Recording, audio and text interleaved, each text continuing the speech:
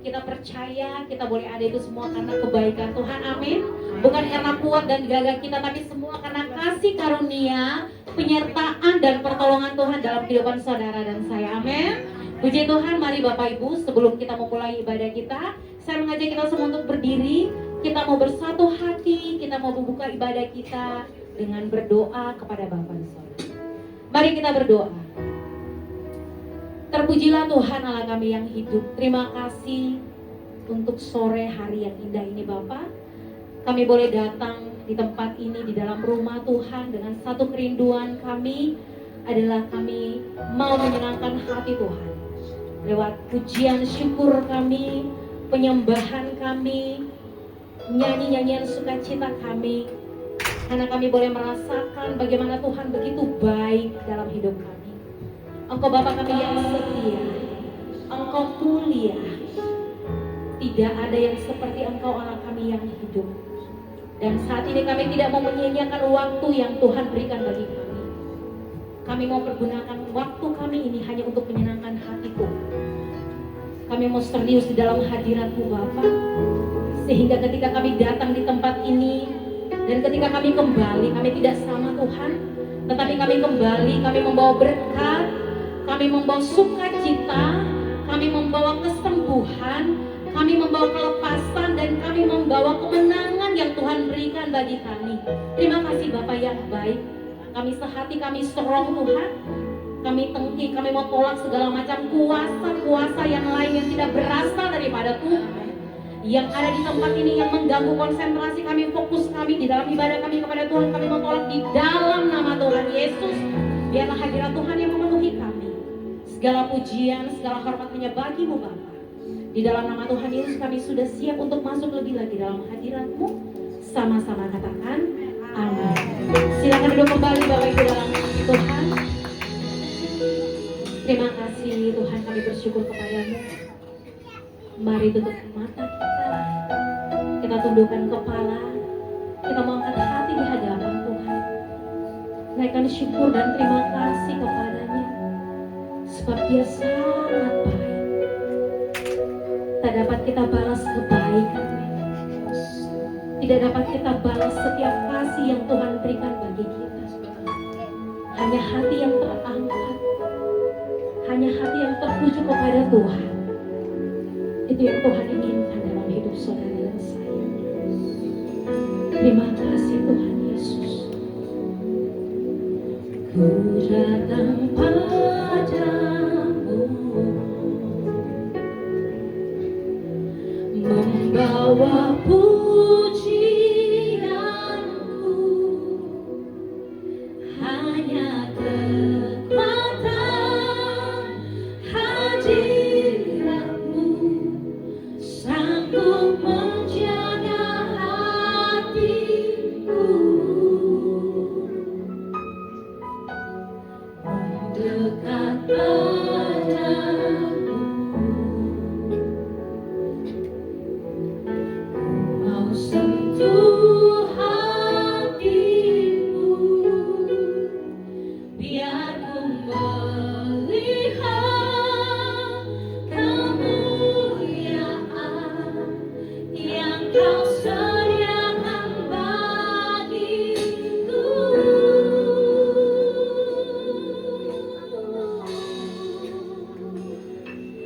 Bagi-Mu pujian, hormat kemuliaan, Kaulah kebanggaan di dalam hidupku.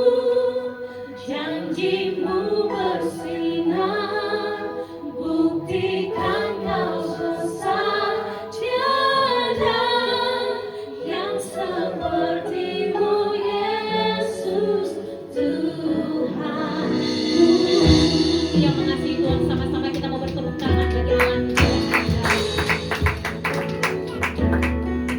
Datang padamu, kami bawa pujian, kami bawa terima kasih Tuhan Yesus. Pujianku hanya dekatan hadirat-Mu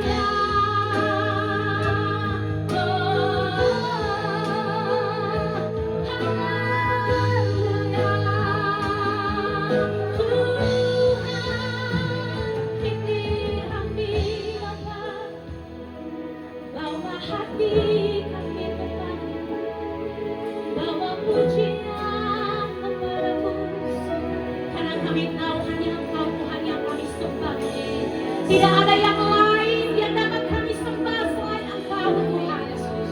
Engkau Raja, Engkau mulia, Engkau dahsyat Tuhan. Engkau agung, Engkau perkasa Bapa. Engkau Allah yang mampu melakukan segala sesuatu yang mustahil bagi kami Tuhan. Dan dengan iman kami percaya, kami yang sakit, kami disembuhkan. Kami yang lemah, kami dikuatkan. Kami yang teringat, kami dilepaskan. Karena kami punya Tuhan yang berkuasa. Haleluya. Terjadilah kehendak-Mu di bumi seperti di surga. Terjadilah kehendak-Mu di dalam keluarga kami seperti di surga. Terjadilah kehendak-Mu bagi kehidupan anak-anak kami seperti kehendak-Mu di surga. Terjadilah kehendak-Mu dalam pelayanan kami Bapa di bumi seperti di surga. Terjadilah kehendak-Mu di dalam pekerjaan kami Bapa di bumi seperti di surga. Kami imani segala yang baik dalam bagian kami Bapa, karena Engkau Tuhan yang berkuasa. Karena kami punya Tuhan yang besar, tiada seperti-Mu. Haleluya, Kau Allah yang besar. Haleluya, Kau mulia. Nama-Mu, kuasa-Mu, kasih-Mu kekal. Kau yang layak lebih lagi katakan haleluya. Haleluya, Kau Allah yang besar. Haleluya, Kau mulia. Nama-Mu, kuasa-Mu, kasih-Mu kekal. Kau yang layak. Mari Bapak Ibu sama saya sama untuk berdiri, lebih lagi sorakan haleluya. Haleluya, Kau Allah yang besar. Haleluya, Kau mulia. Nama-Mu, kuasa-Mu, kasih-Mu kekal. Kau yang layak, Kau yang layak dimiliki dan katanya lagi haleluya. Haleluya, Kau Allah yang besar. Haleluya, Kau mulia. Nama-Mu, kuasa-Mu, kasih-Mu kekal. Kau yang layak dan Tuhan. Nama-Mu, kuasa-Mu, kasih-Mu kekal. Kau yang layak Tuhan. Nama-Mu, kuasa-Mu, kasih-Mu kekal. Kau yang layak ditinggikan.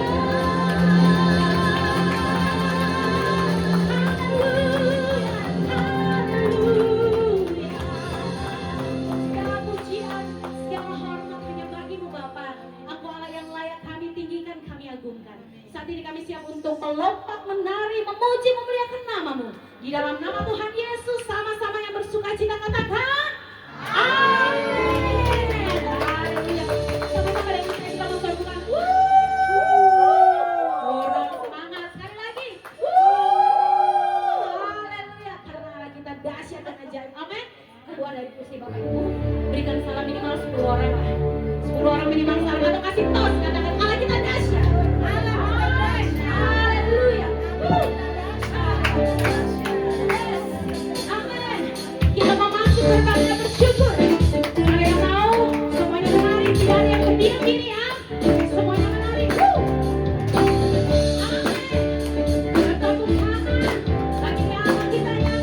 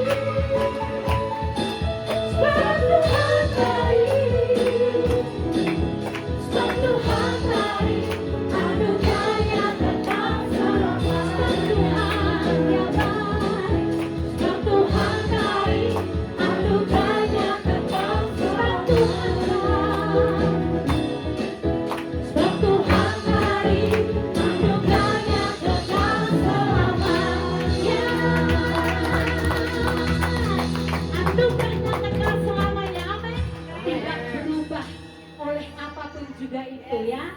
Kekal selamanya anugerah Tuhan ada bagi setiap umat yang dikasihinya. Oleh sebab itu tidak ada alasan bagi kita untuk tidak bersuka cita, karena hari ini adalah harinya Tuhan. Haleluya. Kita mau lebih lagi bersuka cita bagi Tuhan kita.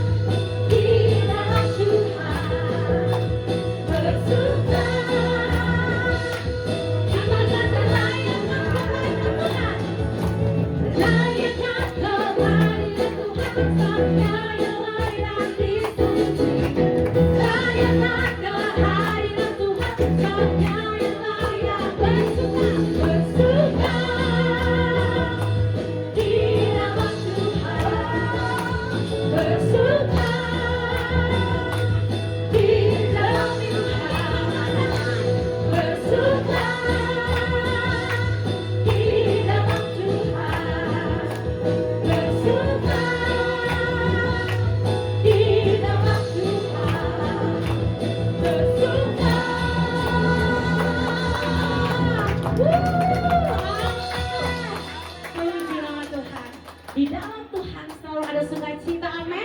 Sekalipun di depan kita ada banyak sekali masalah, persoalan apapun juga itu di depan kita, tapi di dalam Tuhan selalu ada kekuatan Tuhan berikan bagi kita untuk kita bisa melewati itu, sehingga kita bisa keluar menjadi pemenang, bahkan lebih dari pemenang. Amin, haleluya. Silakan duduk kembali, Bapak Ibu yang dikasihi Tuhan.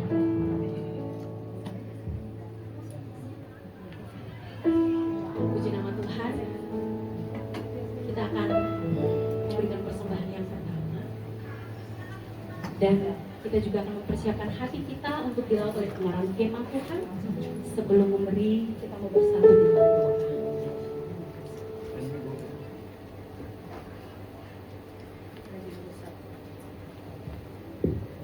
Mari kita bersatu di dalam doa. Terima kasih Bapak. Kami semua di dalam nama Yesus Kristus, terima kasih Tuhan buat ibadah yang indah Tuhan. Kami boleh memuji memuliakan nama Tuhan. Terima kasih Tuhan. Tuhan, sebentar kami ingin memberikan yang terbaik dari yang memberikan Tuhan buat kami. Kiranya Tuhan persembahan ini dapat dipergunakan untuk memperluas kerajaan-Mu Tuhan. Terima kasih Bapa. Dalam nama Tuhan Yesus kami berdoa mengucap syukur. Haleluya. Amin. Selamat memberi, Tuhan Yesus pasti memberkati kita semua. Terima kasih Tuhan Yesus. Terima kasih Bapak. Kami mau tetap setia melayani Engkau. Kami mau tetap setia mengikuti Tuhan. Apapun itu Bapak, kami percaya penuh hanya kepada Tuhan. Terima kasih Tuhan. Terima kasih.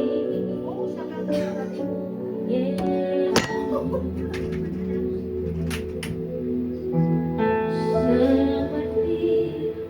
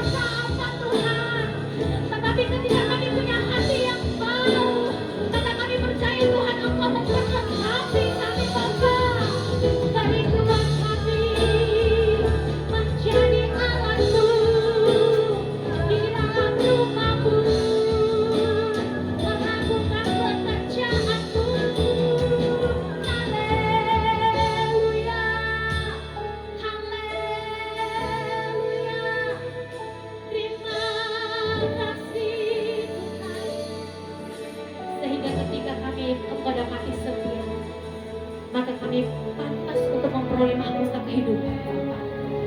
Sehingga pujian kami ini bukan pujian yang sia-sia, tetapi pujian iman kami. Kami mau katakan Tuhan,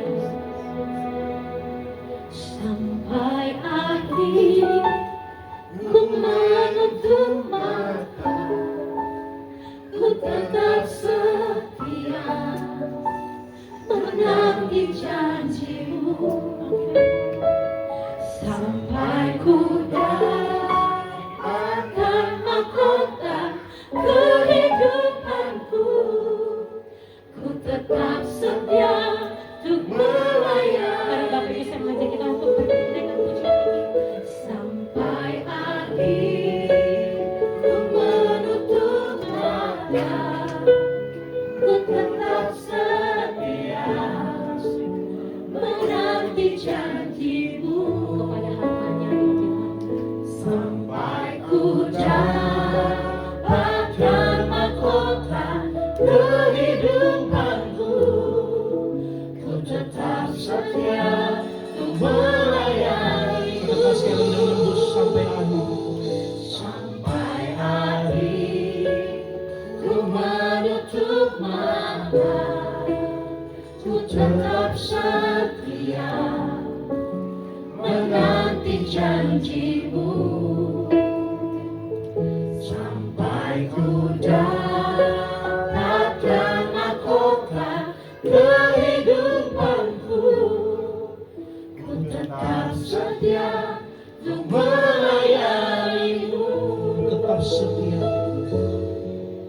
Ku tetap setia untuk melayanimu.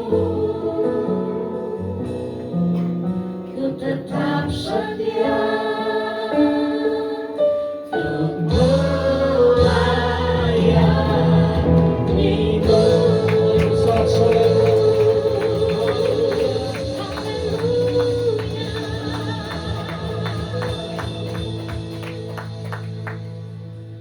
Benar Tuhan, ajar kami tetap setia untuk melayani Tuhan sampai akhir kami menutup mata.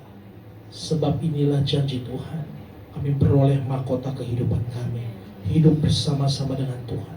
Kami bersyukur Tuhan buat penyertaan-Mu. Tiba saatnya Tuhan, kami akan mendengarkan sebagian dari firman Tuhan. Roh Kudus ambil alih, urapi hamba dan urapi setiap kami yang akan mendengarkan.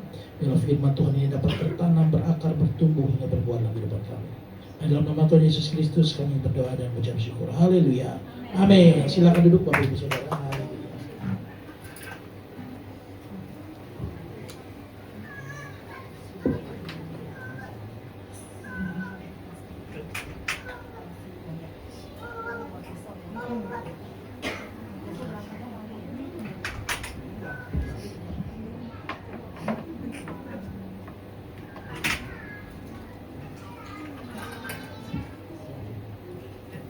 Shalom.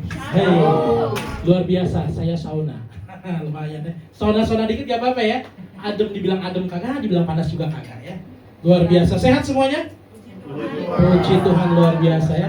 Luar biasa. Tadi kita memuji Tuhan dengan semangat ya. Sukacita. Saya rasa kalori saya kebakar 300. Lumayan. Ya lumayan ya. Tadi bajunya agak ngetat, sekarang kayak agak kecilan dikit. Puji Tuhan. Nah, pada hari ini temanya adalah rest. Apa itu rest? Ada kakak saya ini biasa. Apa itu rest ya ini? Istirahat. Atau bisa juga kita sebut ketenangan, kedamaian. Makanya kalau kita orang bule meninggoy, tahu kan? Orang bule meninggoy balik kepada Tuhan. Tulisannya apa? Wah, itu orang Indonesia Pak. Kalau orang bule rest in peace. Wah, kalau tadi sering di Australia makanya dia rest in peace ya. Luar biasa. Rest in peace alias RIP kalau kita dulu bilang RIP ya. Rest in peace. Beristirahat dalam damai. Ini membuktikan bahwa gak ada manusia yang punya rest sejati dalam hidupnya atau kedamaian sejati dalam hidupnya. Gak ada. Makanya bawahnya saya bilang the rest we keep looking for. Apa yang sih yang kita cari? Kedamaian apa sih yang kita cari di dunia ini? Nah, ini kan seru nih. Ya. Kadang-kadang orang yang selalu saya bilang ya, orang yang benar-benar damai itu orang yang udah meninggoy. Kagak ada masalah. Bahkan biarpun dalam hidupnya bermasalah, masalahnya ditinggalin buat yang masih hidup. Nah, itu kan yang sering terjadi. Ya, wah sepanjang hidupnya utang kiri kanan, misalnya contoh ya, beberapa orang, wah mabok kiri kanan cari perkara segala macam. Tapi namanya utang itu diterusin loh, bisa keturunan juga anaknya masih ditagih. Bahaya benar-benar. Jadi orang yang namanya mencari kedamaian ini, orang yang mencari kedamaian ini nggak pernah ada sebenarnya dalam hidup ini. Yang benar-benar bisa damai sebenarnya nggak ada. Ya, kita cari kedamaian dari apa? Sebenarnya yang kita cari itu nggak pernah nemu, Bapak Ibu Saudara-saudara. Misalnya kita dapat duit, ya. Kita dapat duit, terus kita bisa bilang, wah aman, tenang nih, kali ini bisa bayar, bulan ini lolos, wih puji Tuhan. Kita tadinya pusing ditagih-tagih dari sekolahan, anak kita belum bayaran misalnya, atau ada apalagi biaya bulanan listrik, ya kan, rumah yang masih kontrak, kayak saya ini kontraktor luar biasa ya, masih kontrak ditagih, aduh ditagih. Kemarin saya gajian sempat telat itu ya, jadi ini rumah ditagih-tagih, sampai dihitungin tanggal sama yang punya rumah. Pak, selamat pagi, sudah tanggal 1. Oh iya Pak, tiap hari begitu, karena gajinya telat lumayan lama ya. Dihitungin, rajin loh dia ngitung tanggal sampai tanggal 8. Rajin. Pak, di tanggal 8, dapat di saya pengen jawab begini sih. Kalau secara kedagingan nih saya pengen jawabnya begini. Pak, saya juga udah punya kalender. Jadi Bapak stop untuk kasih tahu saya tentang tanggal. Tapi masalahnya nanti kita bubar, cari tempat lagi ya. Kadang-kadang kita mesti mengontrol emosi supaya aman, tetap sejahtera, supaya tetap ada damai. Haleluya. Puji Tuhan. Mungkin Audrey bisa mengiringi saya ambil khotbah seru. Tapi puji Tuhan, saya senang kalau ada anak-anak, gak apa-apa. Tuhan Yesus aja gak pernah ngusirin anak-anak, siapa kita? Iya, gak masalah, ya. Jadi ya, saat ini coba deh kita pikir deh, apa deh yang sebenarnya hari ini yang membuat kita berkata akhirnya saya tenang, akhirnya saya merasa cukup, akhirnya saya gak perlu apa kerja-kerja lagi. Bahkan yang seperti saya sebutkan tadi, yang saya dalam bulan ini kemarin sempat gajian telat itu stresnya setengah mati, berasa lolos di tanggal-tanggal baru-baru ini nih ya, habis sebelum tanggal belasan, tanggal 9 baru kebayar semua. Saya bilang aduh begitu. Jangan lupa bulan depan hal yang sama akan tetap berlaku. Nah itu kan, gak ada yang benar-benar kita merasa kita lolos sebenarnya. Gak ada, selama kita hidup ini masalah akan terus ada. Tapi pada hari ini kita mau mau bikin pertanyaan reflektif ya Bapak Ibu Saudara ya. Apakah sebenarnya kita sedang mencari uang, kesuksesan dan kenyamanan, atau sebenarnya yang kita cari ketenangan apa sih yang kita cari? Yang benar-benar bisa kita pegang ya. Jadi pada hari coba deh boleh Shani bantu next Shani ya. Nah, jadi istirahat atau ketenangan jiwa itu bukan sekedar akhirnya ya udah kita berhenti, bukan sekedar kita tidur, bukan sekedar kita ya udah aman nih, kita nggak perlu bekerja lagi. Dalam arti apa? Passive income. Ada yang tahu passive income nggak?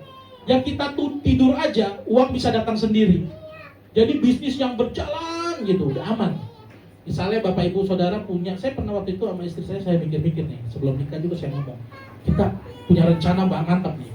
Kalau kita nanti ada rezeki, saya bilang lebih baik kita usaha kos-kosan. Saya bilang gitu. Wih, ngomongnya cita-cita sih boleh gede ya. Kita punya usaha kos-kosan. Karena kalau usaha kos-kosan itu tinggal jadi ibu juragan kos, bapak juragan kos, datang bersih-bersih, bayar satu orang, tempatnya bagus, rapi, kamar kos tiap bulan penuh, taruh aja lah. Gak usah banyak-banyak, gak usah muluk-muluk ya. 5 kamar aja, 5 kamar, 5 pintu dikali misalnya 1 juta lah sekarang kosnya 1 juta. Dengan kipas angin ngeprek kayak begini ya, 1 juta. Kalau daerah Jonggol tambah 200 kasih AC lah ya, tapi token isi sendiri ya. Saya udah hitung-hitung, berarti 6 juta nih. Lumayan kan? Nah itu udah lumayan tuh. Bahkan sebenarnya kos zaman sekarang bisa lebih dari 1 juta ya. Saya pikir wah ini menjamin nih luar biasa. Money token kan isi sendiri kan kalau kos-kos zaman sekarang. Saya pikir luar biasa. Saya udah semangat sama istri saya. Kita usaha itu aja. Boy. Sering berjalan waktu rumahnya kagak punya. Gimana mau buka kos-kosan? Kenyataan kadang lebih pahit daripada apa yang kita bayangkan. Cita-cita boleh bagus, cita-cita boleh banyak. Ya kan? Rumah aja kita juga ngontrak, ya kan? Kos-kosan. Akhirnya saya berubah pikiran sama istri saya. Kayaknya kalau kita ada duit lagi jangan kos-kosan dulu dah. Ini ada usaha pasif income lagi. Ini ide-ide saya saudara. Kalau saudara punya banyak duit, lakukan segera. Mumpung saya ingat nih, ide-ide saya bagus saudara. Saya bilang sama istri saya, kita usaha satu lagi. Apa yang pasif income? Mau tahu Bapak Ibu saudara? Punya toilet umum. Nah, buka toilet umum di tempat-tempat yang memang ramai, ya, tempat wisata, ke tempat kayak perkantoran gitu-gitu yang ibarat kata mau kebelet susah, ya kan, mau cari rumput dan tuh, ya kan. Nah, kita bikin toilet umum di situ, itu pasti orang laku, ya, buka 24 jam, kita tinggal tarif tuh, ya kan, kalau mandi, ya berbuang-buang yang lain itu kan kita tarifin tuh gocengnya 2.000 ya kan segala macam, ya kan. Kalau sekaligus dia semuanya lakukan itu ya 20.000 atau 10.000 kan gampang, ya kan. Tahu dari mana Pak? Kan bisa dibohongin. Kita perlu kita pasang CCTV di dalam. Ini kan luar biasa tuh. Aman banget ya pakai toilet saya. Saya sempat mikir begitu kan. Tapi balik lagi apa? Gak kesampaian. Apa? Duitnya kagak ada. Kenyataan lebih baik. Jadi gak ada yang benar-benar bisa kita bikin tenang. Sepinter apapun kita, sehebat apa, bahkan kita pernah megang uang, pernah sama istri saya megang uang. Mikir nih, gila ada uangnya, otaknya mampet mau usaha apaan ya. Ada kan begitu. Gak ada yang jamin. Kita selama ini bisa hidup aman, gak ada yang jamin, benar sungguh, betul. Jadi sebenarnya apa sih? Apakah pola ini udah pernah terjadi di dalam Alkitab? Boleh di next slide. Nah, ini ada di kitab Hakim-Hakim. Bapak Ibu Saudara kalau pernah baca kitab Hakim-Hakim itu adanya di Alkitab, benar ya? Perjanjian Lama apa Perjanjian Baru? Saya tanya dulu, Pak Tunggut jangan jawab. Yang lain dulu. Kitab Hakim-Hakim di Perjanjian Lama apa Perjanjian Baru? Kelamaan. Wah, kelamaan kata-kata benar. Saya setuju, saya lebih setuju pada kelamaan karena kitab Hakim-Hakim isinya muter-muter Bapak Ibu Saudara, benar. Kalau saudara baca kitab Hakim-Hakim, kalau menurut saya ini pribadi, opini saya pribadi, kitab Hakim-Hakim adalah kitab paling gelap dalam Alkitab. Saudara kalau benar-benar baca itu ngeri. Diawali dengan hal yang luar biasa, Tuhan menyertai bangsa Israel. Diakhiri dengan ending yang kacau, rusak semua. Bahkan sampai ada orang Lewi motong-motong budaknya sendiri, ngeri loh, dibagi-bagi. Saking sadisnya itu kitab Hakim-Hakim.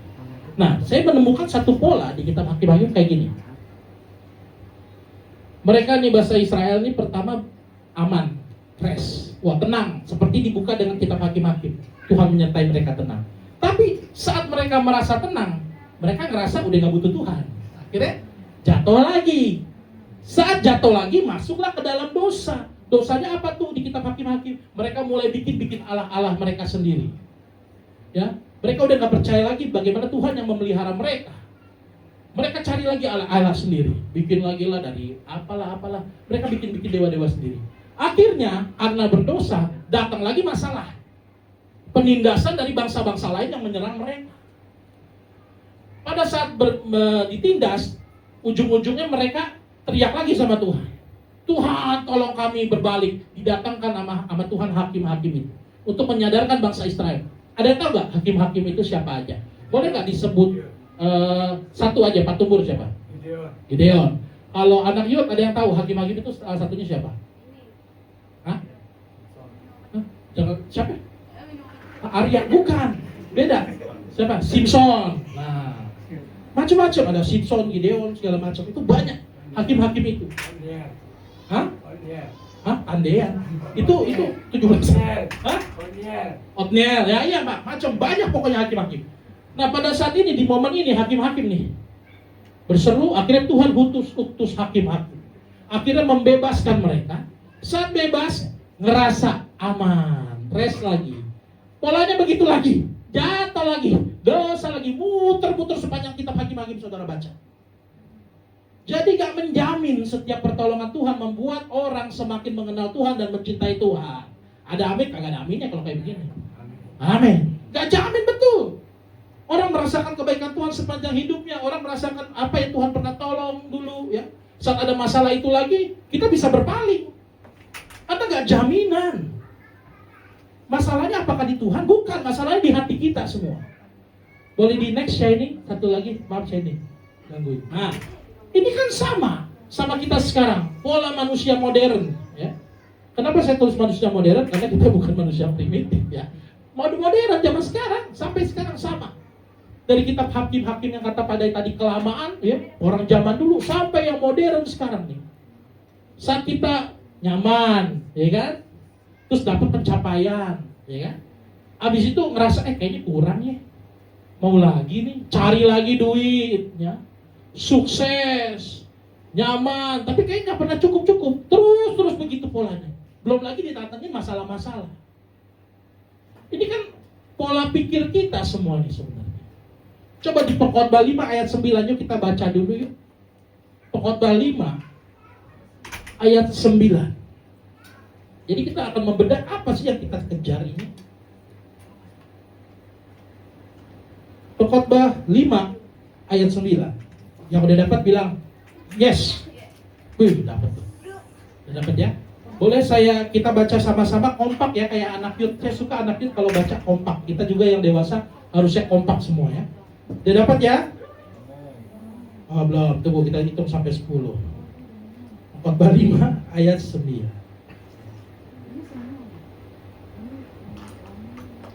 Ya, udah ya, dapat ya? Kita baca amin. 1, 2, 3.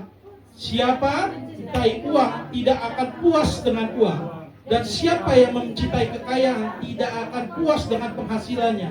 Ini pun sia-sia. Yang bilang bukan Pak Romel, yang bilang Alkitab. Kalau kita berkhotbah harus ada dalilnya. Kemarin kan kita bikin tuh homiletika ya, Pak. Saya bersyukur.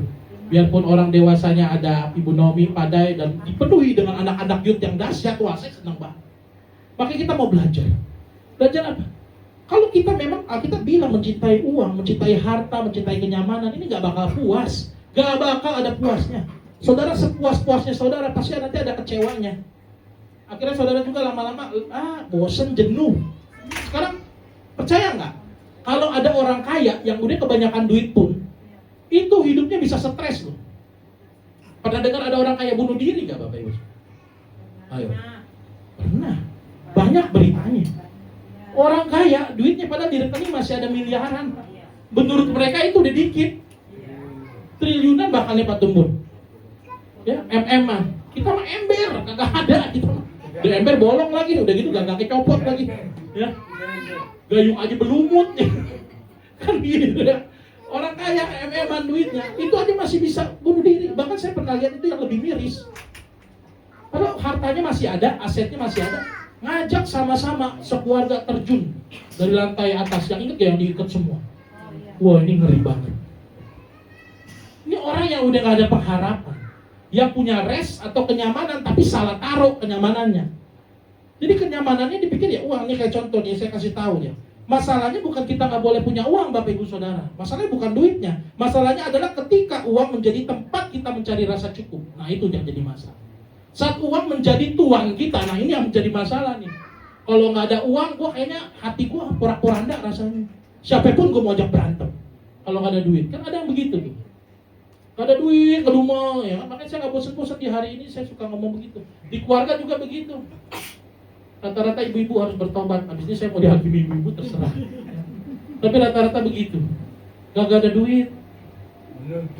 Nanya, menuntut Pak Kosa curhat Bapak. Mentang-mentang istri Bapak gak di sini. Ya. Tapi emang begitu Pak, istri saya juga ada di sini. Emang begitu dia juga sama. Zaman dulu. Jadi kan kalau gimana nih yang beras gak ada. Ya udah Pak, kagak ada emang belum dapat duit. Suruh gua sulap, ya kan kemana bisa? Gimana bisa? Macam-macam lah ini segala macam. Aduh gimana ya? Wajar kita khawatir, manusia wajar Pak. Tapi saat kita mencari itu menjadi suatu saat kita menentukan uang itu sumber sukacita kita atau apapun itu akan menjadi kacau dalam pikiran kita. Itu akan menjadi buat porak-poranda ya, tadinya senyum-senyum suami pulang kerja ya kan. Betul, Pak Tumbur pengalaman ya. Saya juga sama Pak, bukan Bapak doang ya. Saya pernah juga pulang-pulang gitu kan, saya berharap ada sukacita di rumah. Haleluya. Tahunya dapat kabar, istri bunyi ini, kamu pikirin dong gimana? Nah, ini kan pusing ya kan. Urusannya gimana? Apalagi tipikal saya sama istri saya nih berdua ya. Saya nggak mau ngomongin orang lain. Istri saya sama istri saya berdua. Saudara tahu sendiri, badan kita kan kayak atlet olahraga ya. Jadi kayak atlet fitness gitu. Yang memang kita makan ini tidak seperti orang biasa ya. Kita makan ini jamnya orang biasa gimana Bapak Ibu makan sehari 3 kali ya? Hah? Sehari 7 kali ya malah. 2, cemilannya 5 ya. Selingannya 5, kopi breaknya 5 aja. Jadi kalau Bolestari makan bakwan kayak cuma ngotorin gigi gitu kan.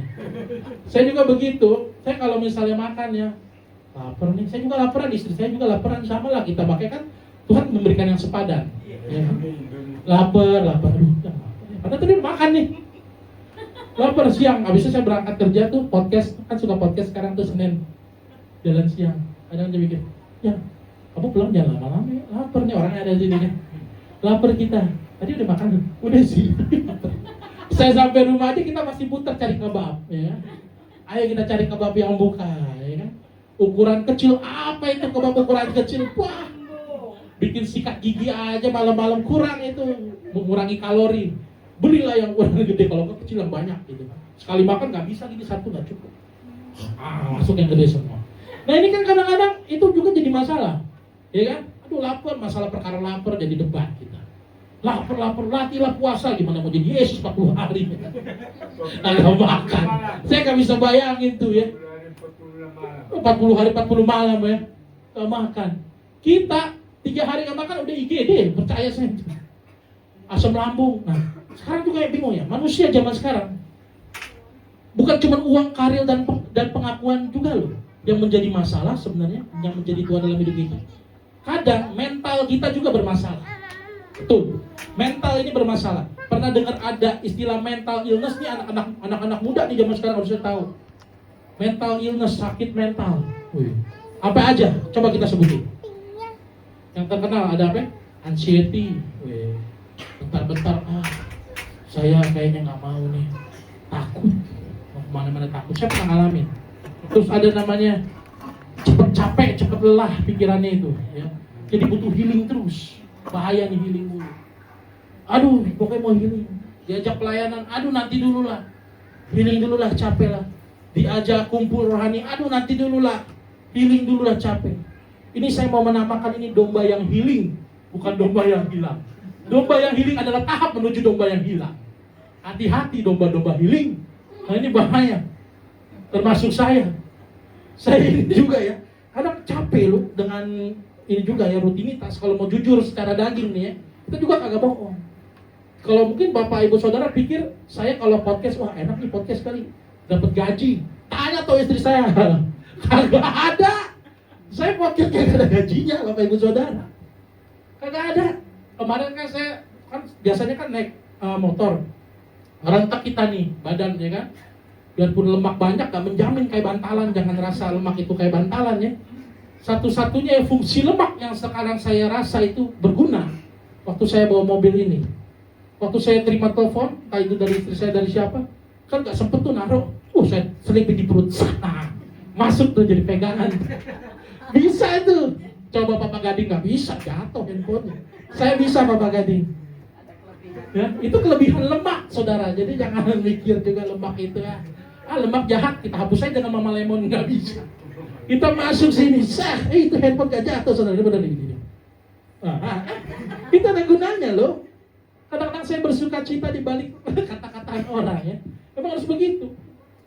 Jadi dipikir ada duit, kagak. Saya coba tuh kemarin, iseng-iseng naik mobil, tapi pikir biar gak capek gitu. Pikir ya udahlah, berkorban dikit, bensin lebih mahal. Ya udah.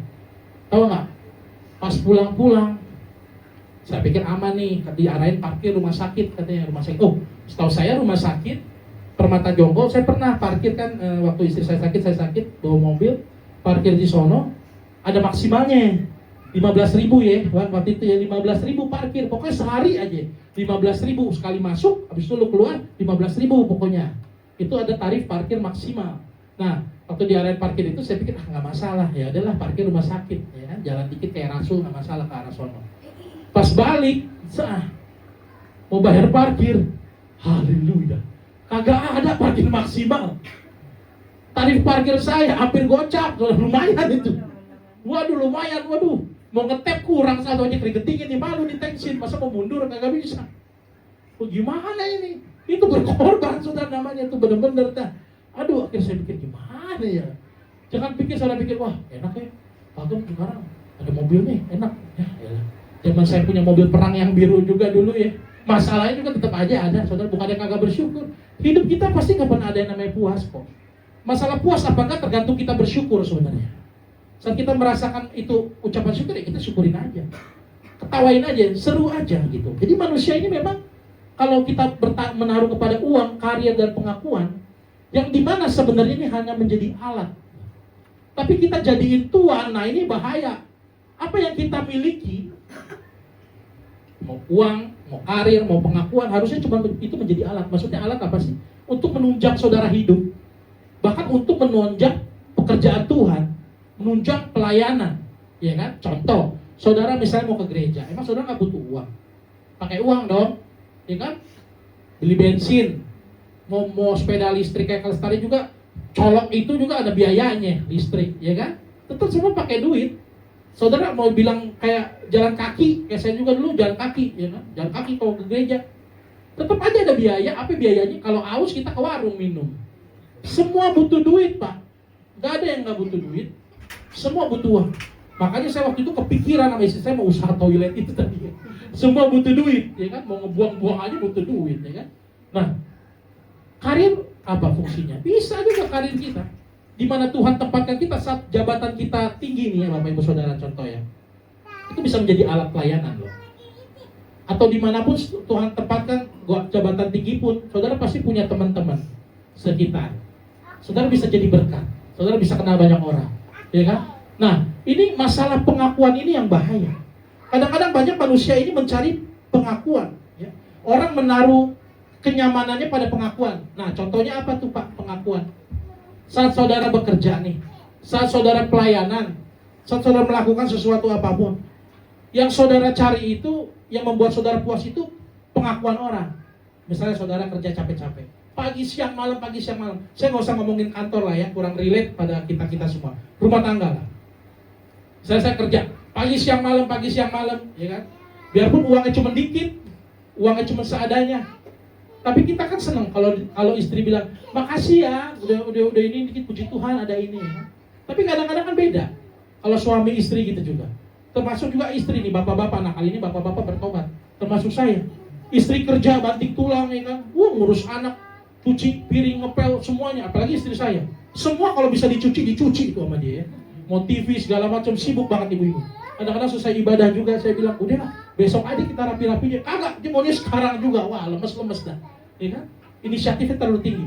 Kadang saya juga suka komplain, udahlah, nggak usah. Istri juga butuh pengakuan, butuh dibilang terima kasih. Sama, suami juga sama. Kita kerja capek-capek, ya kan? Mungkin yang kerjanya di jalan, kerjanya apa, pulang-pulang, mesti dibilang, oh Pak, capek ya. Nah, itu semua kita berdasarkan pengakuan namanya Bapak Ibu. Apakah itu salah? Enggak salah. Tapi yang menjadi salah kalau itu menjadi dasar. Saat suami kita nggak muji, saat istri kita nggak muji, harusnya nggak jadi masalah buat kita. Benar nggak? Karena kita menaruh sandaran kita bukan pada pengakuan. Saat saudara pelayanan, tapi saudara nggak diucapin terima kasih, saudara nggak nggak dilihat gitu, dipandangnya sebelah mata nih begini, nah kayak Jaja Miharja, apaan tuh ya kan gitu. Nggak usah pusing, ngapain pusing? Kalau kita didasari itu, lama-lama kita nggak, akhirnya rumah tangga berantem, diem-dieman, tidur balik sini, yang satu balik sono, ya kan? Kenapa sih? Ini kadang-kadang kan bapak-bapak pusing nih. Gak tau deh kalau istri saya sih dulu begitu, istri bapak-bapak begitu kayaknya. Kenapa sih? Tanya gitu kan? Diem, beres-beres. Kenapa sih? Diem. Lama-lama saya kesel. Lain kali kalau mau nikah jangan nikah sama saya. Nikahnya sama itu tuh kayak Romi Rafael tuh baca pikiran. Kita penasaran kan nanya kenapa diem aja lu kayak ayam berkakak ya. Pusing juga. Itu kan jadi ribut akhirnya kan karena kita ternyata masalahnya cuma masalah pengakuan, masalah pengen dihargai, capek ya. Itu mah sadar diri aja. Tapi kalau kita taruh di situ, nah ini menjadi masalah. Coba boleh di next lagi. Jadi sebenarnya apa? Ya. Ingat loh, besok kita kan, hari ini kan 16 Agustus ya. 16 Agustus tahun 45. Besoknya hari kemerdekaan kita. Kenapa kita rayain hari ini merah-merah? Ya, ada merah putih, merah hitam, pokoknya merah deh ya. Ya kan, kalau misalnya nggak ada merah, minimal juga nih karena keringetan panas merah ya kan. Ya. Nah, kita ini orang merdeka, bukan budak. Benar dong. Kadang-kadang kalau kita masih bergantung dengan uang kita, kita baru senang. Kita bergantung dengan pekerjaan kita, kita baru senang. Kita bergantung pada pencapaian kita, kita baru senang. Itu artinya masih saudara diperbudak. Ya. Yang menentukan sukacita saudara duit, yang menentukan sukacita saudara adalah pekerjaan, ya kan? Yang berhasil, kelihatannya karir saya mantap. Pencapaian itu masih diperbudak. Coba, kenapa bisa diukur saya bilang begitu? Coba kalau ini semua nggak ada, masih sukacita nggak? Yang tadinya punya duit, yang tadinya pekerjaan posisi bagus, tiba-tiba nggak ada, dipecat, tiba-tiba ada pengosongan karyawan, tiba-tiba pekerjaan itu hilang, masih ada sukacita nggak? Nggak ada. Bahkan dunia menilai, kalau kita nih tiba-tiba lagi nggak ada duit, nggak ada pekerjaan, tiba-tiba dipecat, pencapaian hancur, terus kita ketawa, bahkan dunia menilai kita gila, stres, lagi dipecat gini. Gila tuh, langsung diteleponin itu tuh Dokter Sarono tuh yang di Grogol, rumah sakit jiwa, ya. Siapa itu? Suroso ya? Iya. Wah, Chris kenal banget. Temen.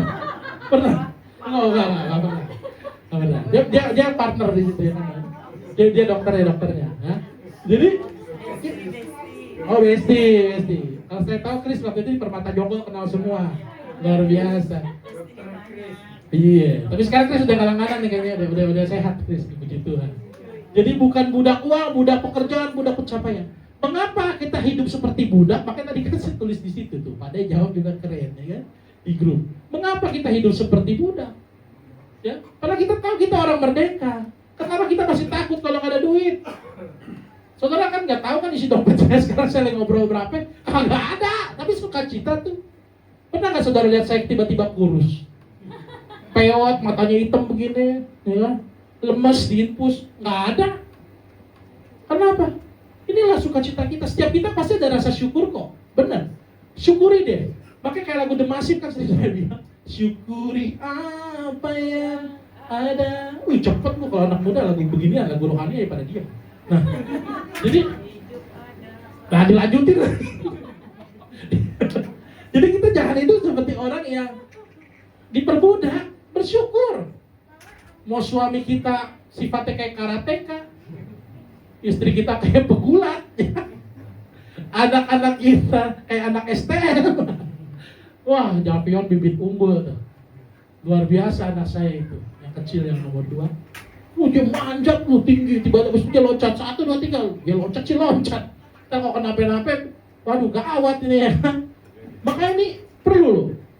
Di Galatia 5:1 saya bacain, supaya kita sungguh-sungguh merdeka. Karena itu apa? Karena itu berdirilah teguh dan jangan mau lagi dikenakan kuk perhambaan.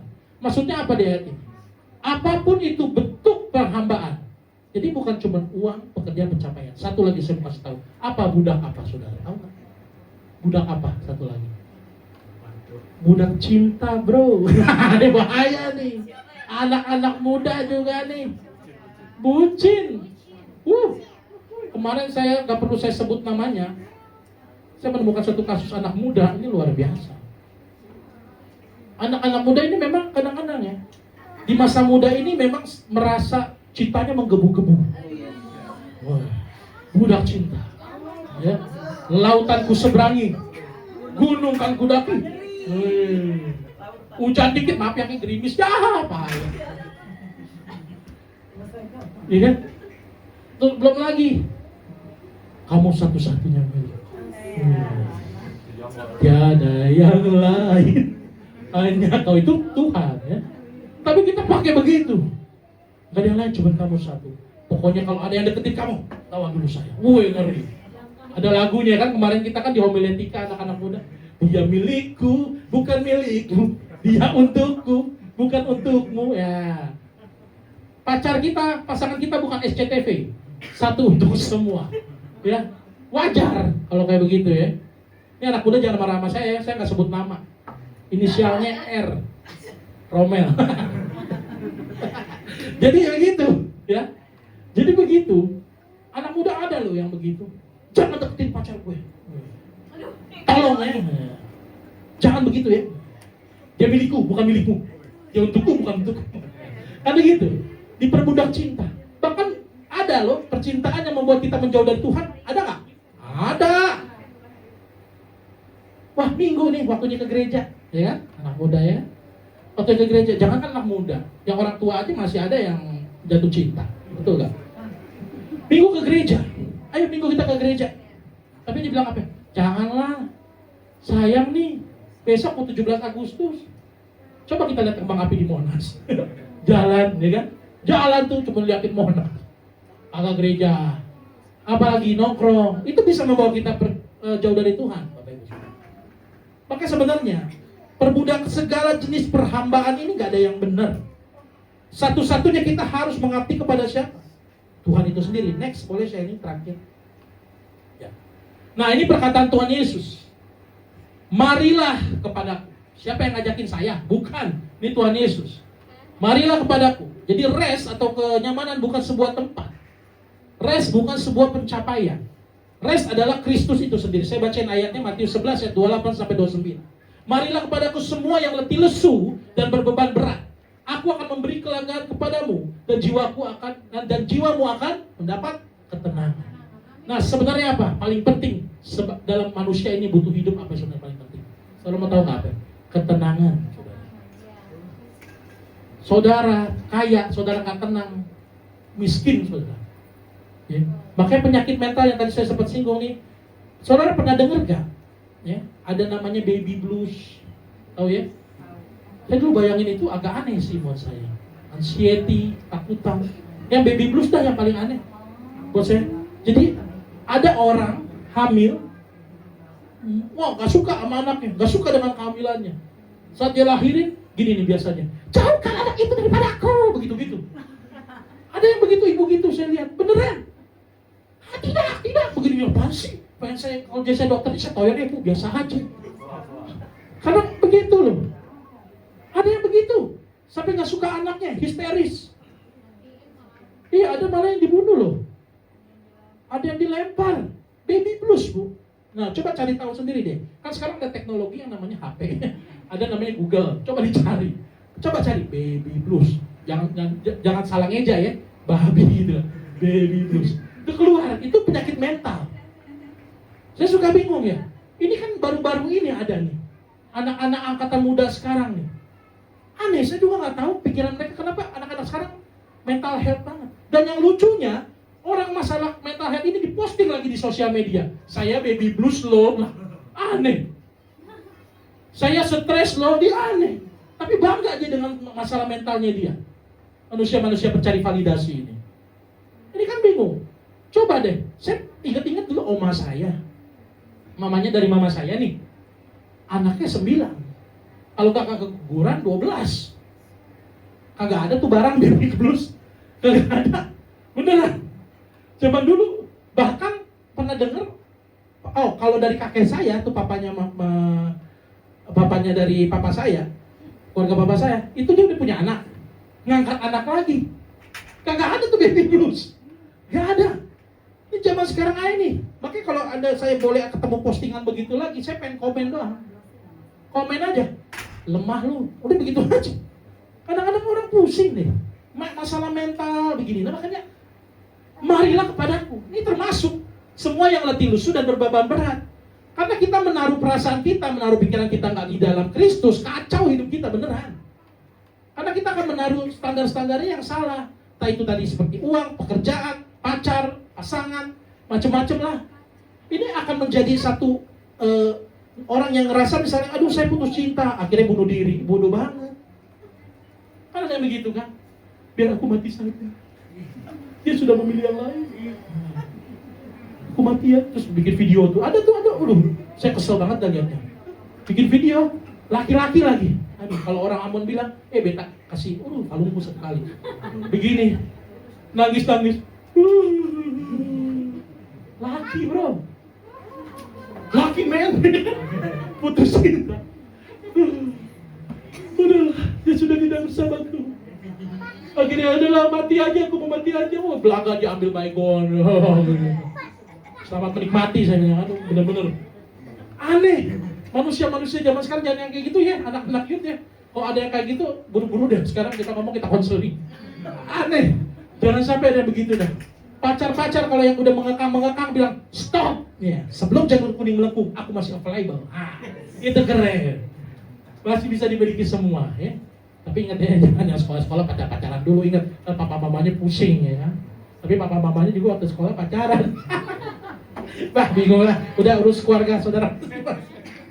Ya, jadi mari pada kesempatan beban berat, aku memberikan padamu hanya Yesus, saudara. Kenapa kita harus kasih standar Tuhan Yesus? Tuhan Yesus mengalami semua yang namanya nggak enak dalam hidup ini. Apa? Patah hati? Pernah. Emang patah hati bukan soal lawan jenis, bukan. Patah hati soal dihianati murid-muridnya. Kenapa given? Aduh, gitu kenapa ya? Patah hati soal dihianati sama murid-muridnya sendiri. Petrus menyangkal. Ya. Yang lain waktu dia disalib kabur semua, bubar jalan tuh 12 murid.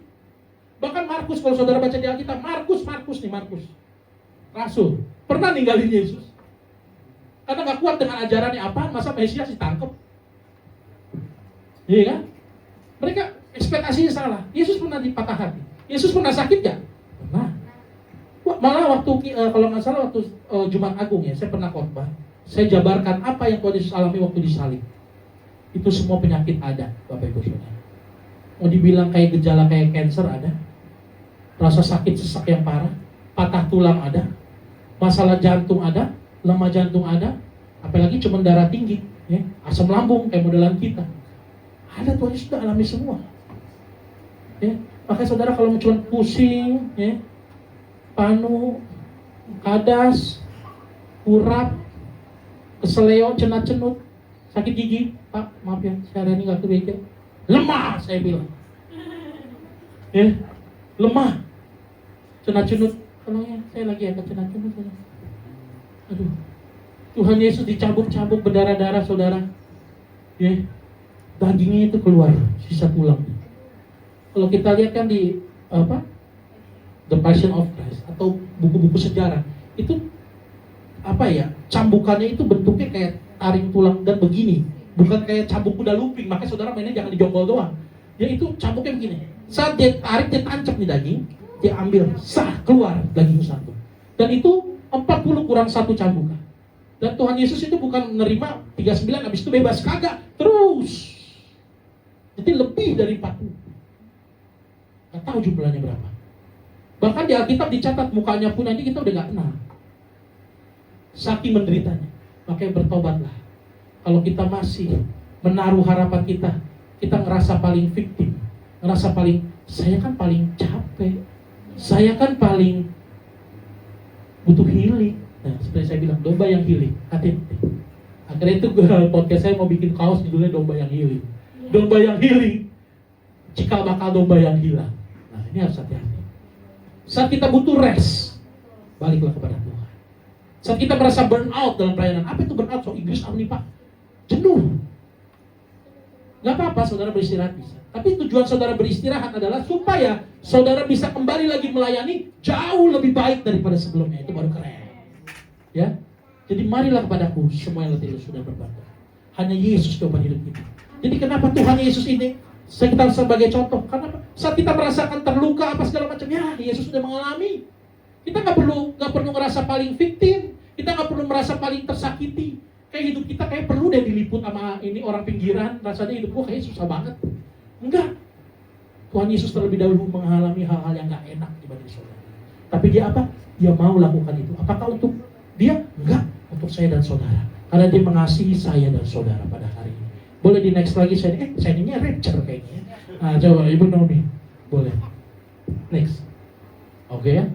Pada hari ini mari kita sama-sama. Nah, hakim-hakim tadi kan sementara kelegaan fisik ke bangsa Israel. Tapi dalam Kristus kemerdekaan jiwa yang sejati. Jadi true rest atau kelegaan yang sejati adalah kita bisa merasakan kelegaan karena Kristus berkata sudah selesai di tiang kayu salib. Bebas, kita bebas untuk bekerja, kita bebas untuk melayani, kita bebas untuk melakukan merasakan kenyamanan. Bukan bersumber daripada apa yang tadi kedagingan, tapi karena Tuhan Yesus telah membebaskan kita terlebih dahulu. Makanya tujuan kita hidup hanya untuk menyenangkan hati Tuhan. Mari saya undang Bapak Ibu Saudara kita mau berdoa. Terima kasih Tuhan Yesus, Kau Allah yang baik. Pada hari ini Tuhan, mungkin kita pernah berpikir, saya harus bekerja lebih keras supaya hidup saya aman dan nyaman. Tetapi Kristus berkata, kamu sudah diperdekakan. Kita sudah diperdekakan. Dalam arti kita harus hidup seperti Kristus telah hidup. Menaruh Kristus sebagai teladan dalam hidupan kita. Menaruh Kristus di atas prioritas segalanya dalam hidupan kita.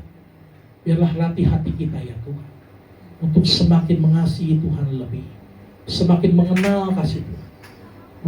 Bukan soal kenyamanan, bukan soal bagaimana kami dipuji orang, bagaimana supaya kami dilihat orang, tapi kami cukup oleh karena penilaian Tuhan saja kami hidup, oleh karena kasih karunia Tuhan saja kami hidup. Ajar kami Tuhan, ajar kami tahu bahwa kenyamanan sejati hanya di dalam Tuhan Yesus Kristus. Kami bersyukur Tuhan, terima kasih Roh Kudus, biarlah firman Tuhan ini dapat tertanam, berakar dan bertumbuh dalam kehidupan kami sehingga berbuah, sehingga dapat dinikmati oleh Tuhan dan orang-orang melihat Yesus hidup dalam hidup kami. Terima kasih Tuhan Yesus, kami berdoa dan ucap syukur. Haleluya. Amin. Tuhan Yesus memberkati. Kami bersyukur.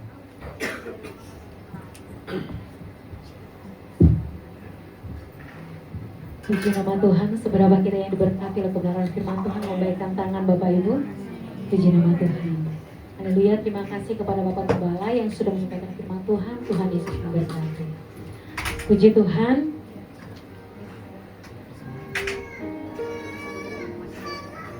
Puji Tuhan, mari saat ini kita mempersiapkan persembahan kita. Kita memberikan persembahan yang terbaik bagi pekerjaan Tuhan. Sebelum memberi, kita mau bersatu di dalam doa. Kami bersyukur kepadamu Bapa. Terima kasih untuk kebenaran firman Tuhan Yesus yang mengajarkan kepada kami untuk kami bisa menyadari bahwa ketenangan kami hanya punya di dalam Engkau Bapa. Dan biar dalam kehidupan kami memilih untuk tetap setia melayani Tuhan. Dalam segala keadaan, situasi apapun juga itu, kami harus tetap percaya bahwa di dalam Tuhan ada ketenangan, ada sukacita dan kekuatan yang Tuhan kasih berikan bagi kami. Bapak yang baik, saat ini kami memberikan persembahan yang terbaik bagi pekerjaan Tuhan. Berkati persembahan kami, berkati setiap kami yang memberi dengan sukacita. Di dalam nama Tuhan Yesus, haleluya. Sama-sama katakan, amin. Selamat memberi, Tuhan Yesus pasti memberkati. Kita juga akan mendengarkan pengumuman untuk sebentar.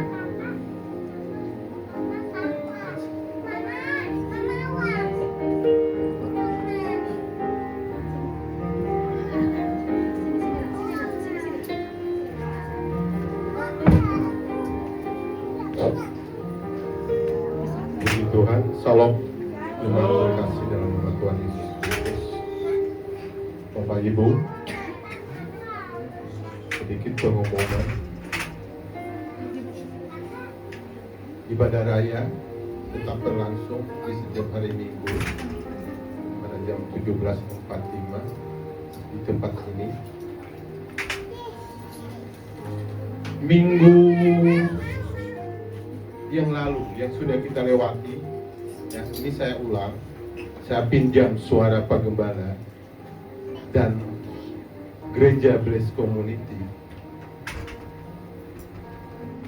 Pada hari Jumat yang lalu, tepat jam 19.45 ya, program yang terbaik, ya, yang terbaik dari Tuhan Yesus Kristus telah digenapi oleh Bapak Gembala, Bapak Romer, ya, untuk memberitakan firman secara khusus, untuk menjaring anak-anak Tuhan, untuk memberitakan firman Tuhan. Tentu dalam hal ini kita sangat bersyukur. Ini hal seperti ini memang jarang sekali ditemukan di gereja-gereja dimanapun. Percayalah, ini sangat ini ya, tidak mudah gitu. Tetapi oleh kuasa Tuhan, kasih Tuhan kepada Pak Gembala, dia menyediakan waktu untuk membagi bagaimana cara ya kepada banyak kita, kepada banyak orang untuk memberitakan firman Tuhan.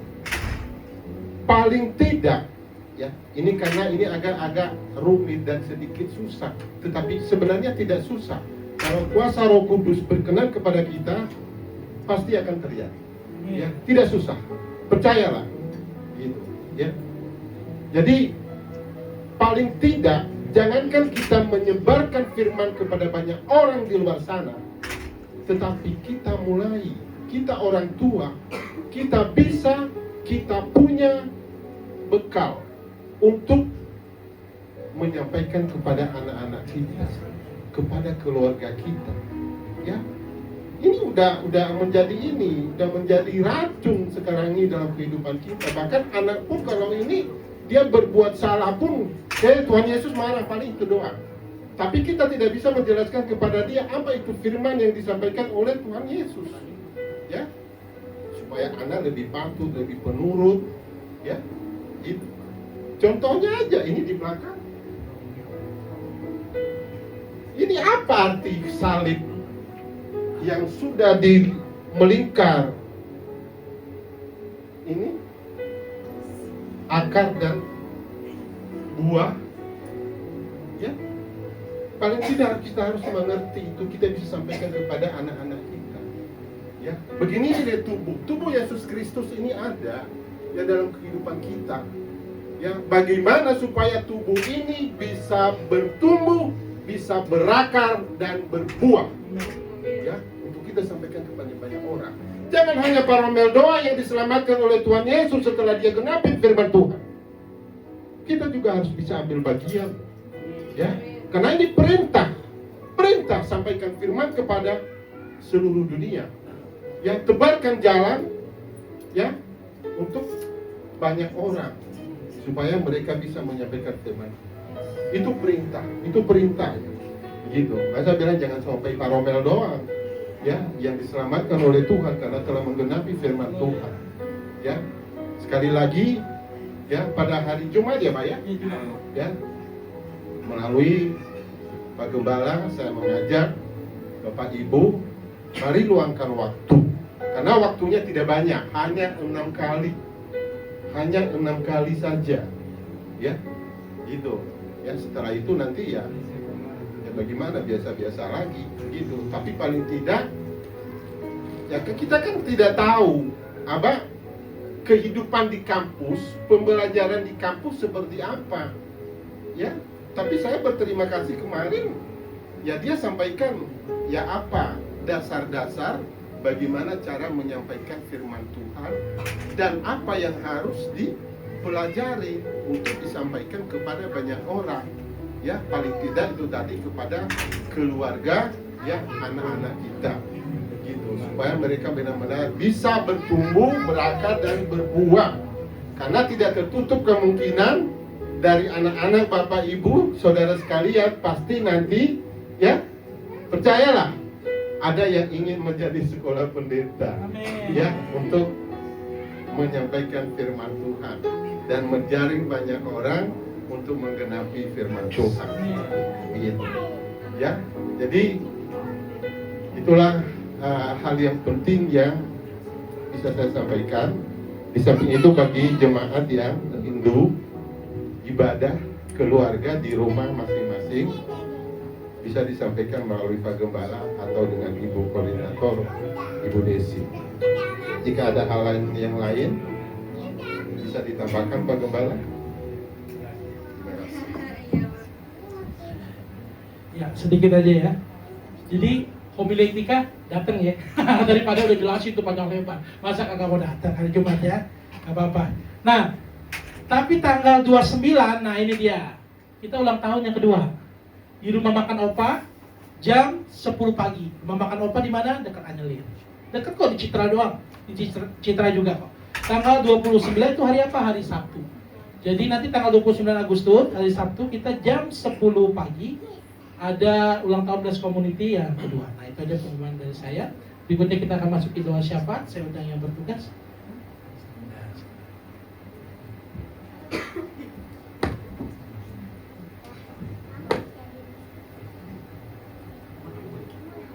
Mari bersatu dalam doa. Bapa di dalam surga, kami sangat bersyukur untuk kebenaran firman-Mu yang hidup, yang baru saja kami dengar. Kami mohon ya Roh Kudus, tanamkanlah firman ini jauh di dalam hati kami. Mampukan kami semua yang hadir di ibadah raya ini untuk tidak hanya menjadi pendengar, tapi menjadi pelaku firman yang setia di sepanjang minggu yang baru ini. Berkati dan urapi hamba-Mu yang telah menyampaikan kebenaran-Mu. biarlah hidup dan pelayanannya terus menjadi dampak dan berkat yang luas. Tuhan, saat ini kami juga membawa bangsa dan negara kami ke dalam tangan pengasihan. Kami berdoa untuk presiden, wakil presiden, para menteri, hingga seluruh aparat pemerintahan dari pusat sampai ke daerah-daerah. Berikanlah mereka hikmat, takut akan Tuhan, dan kebijaksanaan dalam memimpin agar kedamaian serta keadilan, kesejahteraan senantiasa nyata di negeri kami tercinta. Jauhkan bangsa kami dari perpecahan, dan biarlah kesatuan terus terjaga. Kami juga berdoa khusus untuk setiap jemaat-Mu yang hadir di tempat ini maupun yang beribadah bersama kami. Tuhan, Engkau tahu setiap air mata, beban berat, dan pergumulan yang sedang dihadapi. Kami memohon kekuatan iman dan hati bagi yang sedang sakit. Bayangkan tangan-Mu yang penuh kuasa untuk kesembuhan. Bagi yang sedang mengalami pergumulan keluarga, ekonomi, pekerjaan, maupun masa depan, berikan jalan keluar, kekuatan, dan kedamaian yang melampaui segala akal. Biarlah kami pulang dengan sukacita dan kemenangan yang baru.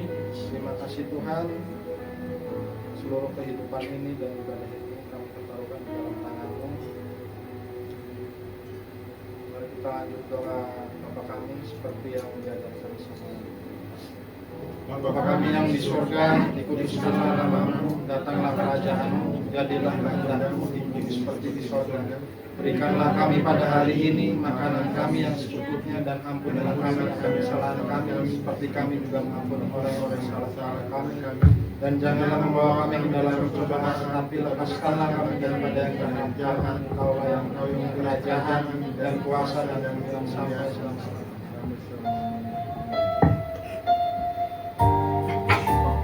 Mari kita bangkit berdiri, kita akan mengakhiri ibadah kita pada hari ini. Mari bersama dengan pujian ini.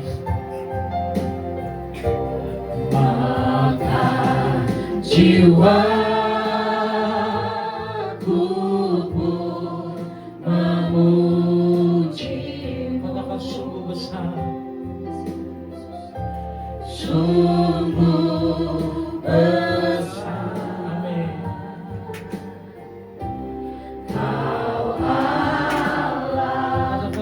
Jiwaku, maka jiwaku pun memuji-Mu. Katakan sungguh besar, sungguh besar, Kau Allah, sungguh besar, sungguh besar, Kau Allahku. Haleluya. Tuhan, kami bersyukur Tuhan di penghujung ibadah kami. Kami mau mengakhiri ibadah kami. Kami bersyukur buat kami yang hadir, berkati setiap keluarga lepas keluarga, setiap pribadi lepas pribadi yang boleh datang ke tempat ini Tuhan. Tuhan Yesus, Kau tahu setiap pergumulan setiap kami. Kami tahu Tuhan, biarlah kami taruh setiap pengharapan kami taruh setiap beban kami ke dalam tangan-Mu ya Tuhan. Allah yang perkasa, Allah yang memegang hidup kami sampai selama-lamanya. Kami percaya Tuhan, Kau Allah yang sanggup memulihkan keadaan kami menjadi lebih baik, keadaan kami menjadi serupa dengan Kristus. Biarlah kami hidup semakin menjadi alat-Mu Tuhan yang terang, sehingga terang-Mu bercahaya bagi setiap orang yang kami jumpai. Kami bersyukur Tuhan, biarlah Tuhan pada ibadah hari ini, terimalah Tuhan setiap pujian penyembahan kami, ibadah kami yang sederhana di hadapan-Mu, kami naikkan di hadapan-Mu ya Tuhan. Biarlah menjadi rupa yang harum di hadapan-Mu. Terima kasih Tuhan Yesus. Mari kita sama-sama mengangkat tangan kita akan menerima berkat Tuhan. Haleluya. Tuhan memberkati engkau dan melindungi engkau. Tuhan menyinari engkau dengan wajahnya dan memberi engkau kasih karunia. Tuhan menghadapkan wajahnya kepadamu dan memberi engkau damai sejahtera. Pulanglah, terimalah berkat daripada Allah Bapa, cinta kasih daripada Tuhan Yesus Kristus, dan persekutuannya daripada Roh Kudus selalu menyertai kita dari hari ini sampai Maranatha. Tuhan Yesus datang yang kedua kalinya. Yang sudah menerima berkat Tuhan sama-sama katakan amin. Tuhan Yesus memberkati.